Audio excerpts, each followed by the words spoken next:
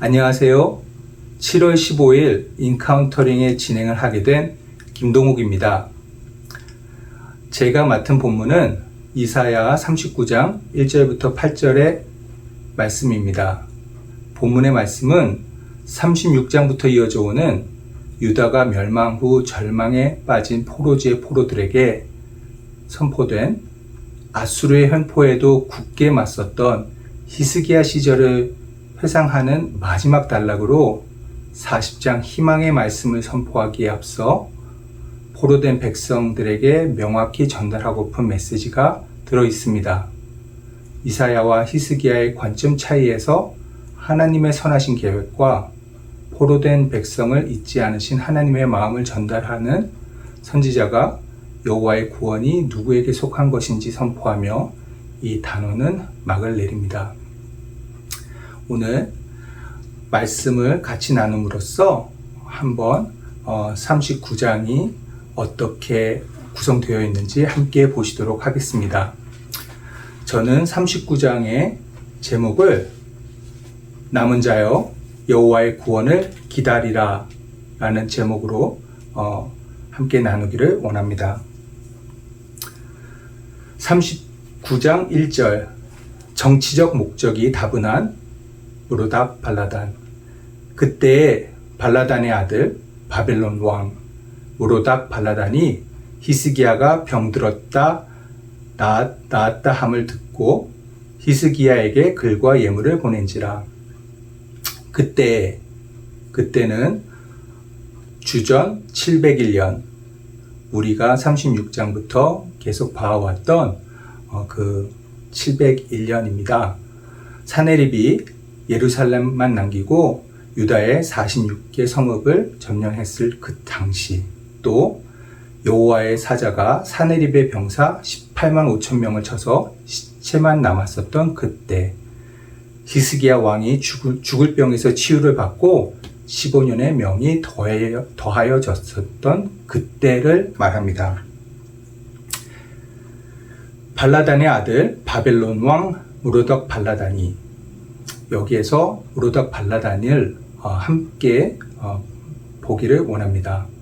무로닥 발라단은 아수르 지배하에 있었던 시대의 바벨론 왕 중 하나입니다.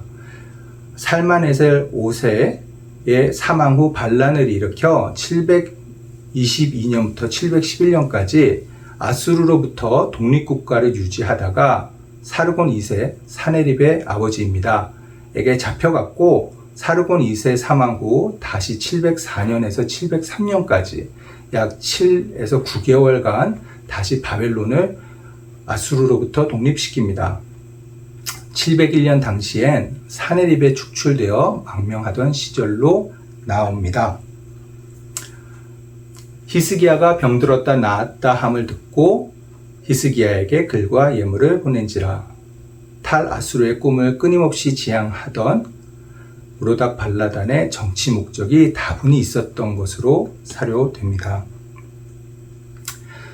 이사야 39장 2절 뜻이 통함에 기뻐하는 히스기야가 사자들로 말미암아 기뻐하여 그들에게 봄을 참고 곧 은금과 향료와 보배로운 기름과 모든 무기고에 있는 것을 다 보여주었으니 히스기야가 궁중의 소유와 전 국내의 소유를 보이지 아니한 것이 없는지라.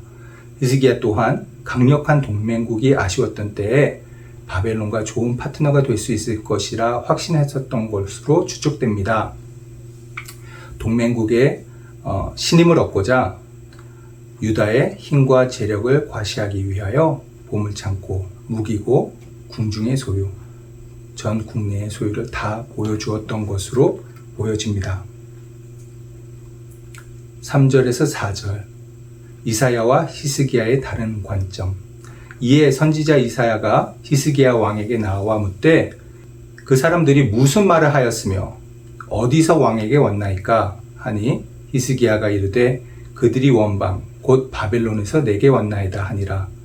이사야가 이르되 그들이 왕의 궁전에서 무엇을 보았나이까 하니 히스기야가 대답하되 그들이 내 궁전에 있는 것을 다 보았나이다. 내 창고에 있는 것으로 보이지 아니한 보물이 하나도 없나이다 하니라.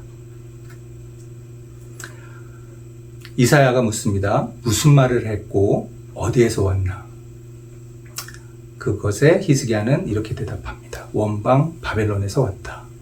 또 이사야가 묻습니다. 4절에서 무엇을 보았나? 히스기야가 또 대답합니다. 궁전에 있는 것 전부, 또 내 창고에 있는 보물 전부를 보았다.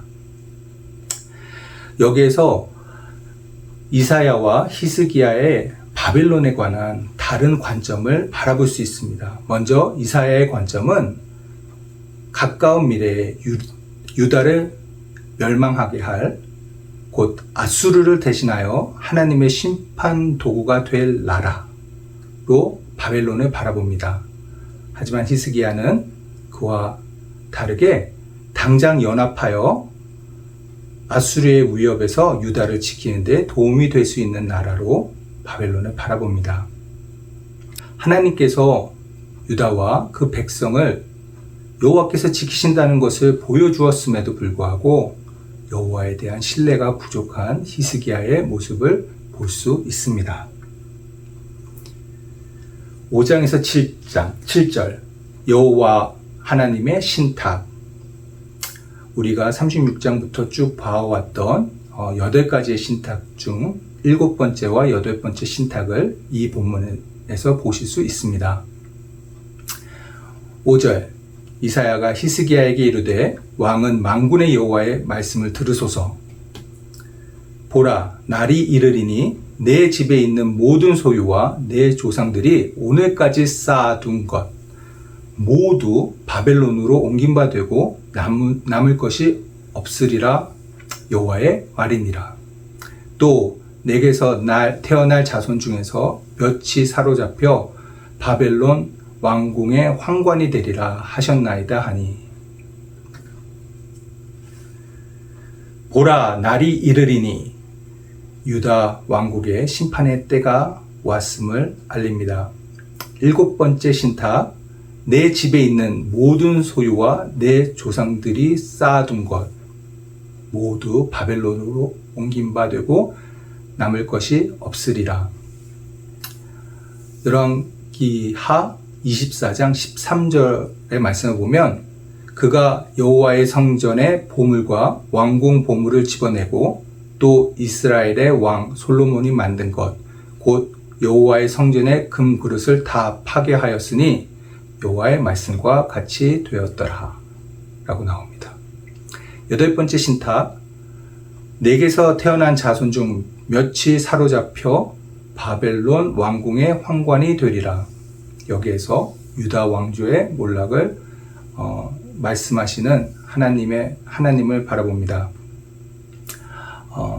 여호와긴이 사로잡혀 가서 37년간 옥살이를 하고 그 여생을 바벨론 왕에게 시중을 들며 살아갑니다. 또한 자손이 황관이 된다 말씀하십니다. 8절 뉘우친 히스기야의 여호와에 대한 전적인 신뢰. 히스기야가 이사야에게 이르되 당신이 이른바 여호와의 말씀이 좋소이다 하고 또 이르되 내 생전에는 평안과 견고함이 있으리로다 하니라. 역대하 32장 26절의 말씀을 보면 히스기야가 마음의 교만함을 뉘우치고 예루살렘 주민들도 그와 같이 하였으므로 여호와의 진노가 히스기야의 생전에는 그들에게 내리지 아니하리라. 자신의 생각, 히스기야의 생각이죠. 바벨론과 동맹, 세상의 힘을 의지하는 것이 하나님의 계획과 일치하지 않음을 깨우친 히스기야, 그리고 그 계획의 선하심을 인정하고 신뢰하는 모습을 우리는 볼 수 있습니다. 그렇다면 포로에게 선지자는 무엇을 선포하고 있는가? 우리가 말씀 나누기에서 같이 보았던 것처럼 전체 본문의 중심 단어는 집, 원어로는 베이트입니다. 총 6회에 걸쳐서 언급이 되어 있는데요. 2절에 우리 번역으로 창고, 무기고, 궁중. 이렇게 총 3회.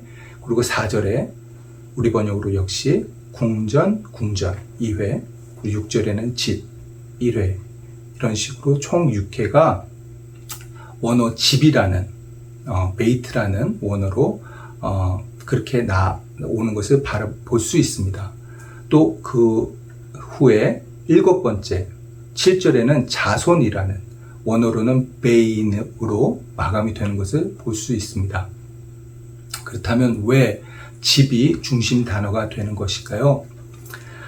포로지의 이스라엘 백성들은 여호와의 구원을 당연히 기다리고 있었습니다. 왜? 그들은 택하신 백성이고 다윗의 자손이니까. 하지만 하나님은 선지자를 통하여 이렇게 선포하고 계십니다.